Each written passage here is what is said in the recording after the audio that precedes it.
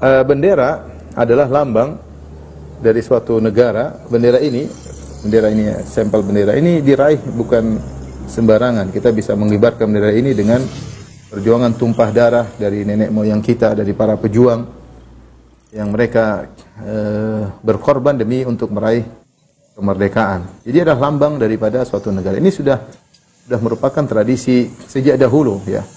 Bahkan di zaman Nabi SAW bendera juga adalah lambang suatu kekuasaan. Oleh karenanya ketika terjadi perang misalnya antara kaum muslimin dengan kaum kafirin, maka yang megang bendera harus orang-orang yang hebat. Tidak boleh orang sembarangan.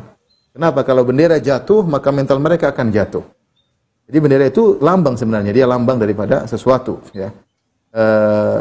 Oleh karenanya di zaman perang tidak boleh memegang bendera sembarangan, karena pemegang bendera akan menjadi sasaran serangan. Karena begitu bendera jatuh, mental pasukan akan jatuh. Ya, bukan karena meyakini bahwasanya bendera ini bisa melakukan apa, tidak. Tapi ini lambang. Ketika dia jatuh berarti kondisi sedang tidak baik, ya. Karena jagoannya jatuh, ya. Ini mempengaruhi. Oleh karenanya yang memegang bendera harus orang-orang hebat. Rasulullah SAW memilih orang tertentu yang memegang bendera. Oleh karenanya bendera kita melakukan penghormatan tidak jadi masalah, ya, sebagai bentuk penghormatan terhadap perjuangan para sahabat. Bukan kita meyakini benda ini adalah simbol. Sama seperti misalnya misalnya ada KTP misalnya KTP seorang pejabat, kemudian robek-robek di ludah-ludahin, tentunya kan ini tidak benar, karena ini lambang dari, bukan lambang, tapi dia, orang ini meskipun yang ludah cuma fotonya, meskipun yang bakar cuma fotonya, wajar dia marah, ya, karena apa namanya, itu adalah simbol dari orang tersebut. Maka bendera kita, bendera merah putih adalah simbol dari tanah air yang merupakan hasil perjuangan para pejuang, dan kita boleh kita katakan notabene-nya rata-rata adalah orang Islam yang menyelamatkan atau memerdekakan negara dari penjajahan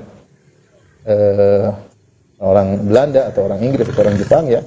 Alhamdulillah kita tidak jadi masalah. Seperti kita misalnya hormat kepada jenderal atau kepada atasan, jadi ini biasa, sama. Ini juga lambang.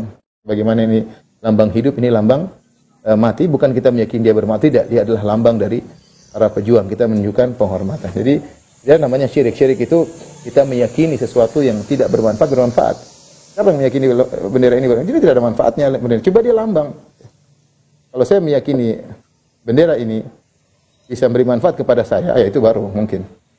Kita meyakini suatu benda mati memberi manfaat seperti jimat, itu baru syirik. Jika tidak, maka tidak jadi masalah.